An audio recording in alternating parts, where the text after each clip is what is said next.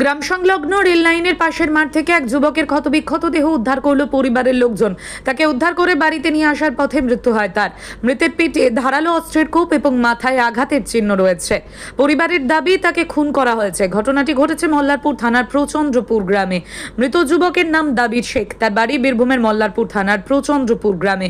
পরিবার সূত্রে জানা গিয়েছে, গতকাল সন্ধ্যাবেলা একটি ফোন পেয়ে দাবির শেখ বাড়ি থেকে বেরিয়ে যান। তারপর তিনি বাড়ি ফেরেননি। খোঁজাখুঁজি করেও তার সন্ধান পাওয়া যায়নি। আজ সকালে প্রচন্দ্রপুর গ্রাম থেকে কিছুটা দূরে ফাঁকা মাঠের মধ্যে রক্তাক্ত অবস্থায় তাকে পড়ে থাকতে দেখতে পান এলাকার বাসিন্দারা। পরিবারের লোকজন এসে দাবির শেখকে সেখান থেকে উদ্ধার করে বাড়িতে নিয়ে যান। সেই সময় তার মৃত্যু হয়। বিষয়টি জানিয়ে পুলিশে খবর দিলে মল্লারপুর থানার পুলিশ ঘটনাস্থলে গিয়ে মৃতদেহটি উদ্ধার করে। তবে কি কারণে রক্তাক্ত অবস্থায় রেল লাইনের পাশে তার রক্তাক্ত দেহ পড়ে থাকলো সেই বিষয়টি তদন্ত করছে পুলিশ। মৃতদেহটি উদ্ধার করে ময়নাতদন্তের জন্য রামপুরহাট গভর্নমেন্ট মেডিকেল কলেজ ও হাসপাতালের মর্গে পাঠানো হয়েছে।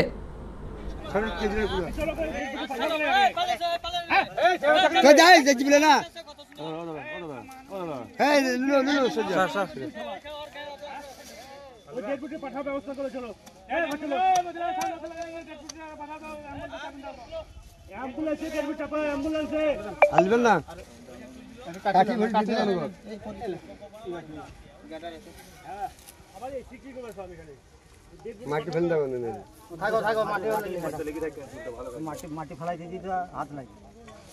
বাহ ভালো না আর পরিচয় এই মাটিটা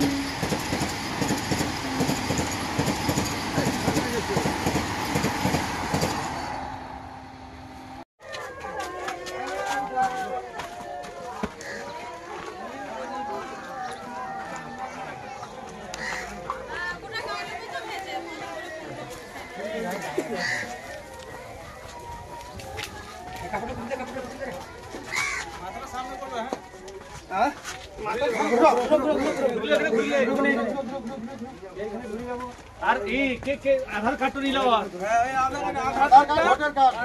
ভোটার কার্ড আর যে বডিটা নেবে ওর যে রিলেটিভ দুজন যে বডি নিয়ে তার আধার কার্ড ঠিক আছে। আর ওর সঙ্গে দেখি কে তার আধার কার্ড লাগবে শুদ্ধ জাপাই গেছে, নেগরাল গেছে, সাগরচলা গেছে, এই যাবে ভালুকা পাড়া আছে।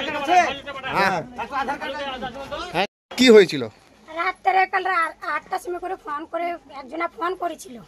নাম্বারটা না নাম্বার তো সেই ছেলেটা বলছে তোমার সাথে একটা কথা আছে। তো বলছে কি কথা? তো বলছে কি আছে তুমি এখানে বাইরে এসো, তা তুমি এই কথা কাকে বলবো না? তো ও বলেছে না আমি বলবো না। তো বেশ ঠিক আছে আমি আছি বলে গেলো। তো আমি জিজ্ঞেস করলাম কোথায় যাচ্ছ তুমি? তো বলছে আমি আছি, একজন আমাকে ডাকলো। তো বেশ এমনি বলে আমাকে চলে গেলো। যে তার বাদে আমি ফোন লাগাচ্ছি, তো ফোন তুললো না। 8:30 সময় ফোন করলাম, তো ফোন তুললো না। তারপর 9টার সময় লাগালাম, তো শুনছো ফোন।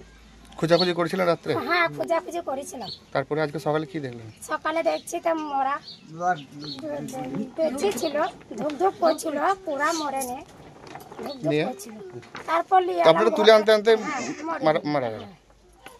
আপনাদের কি মনে হচ্ছে?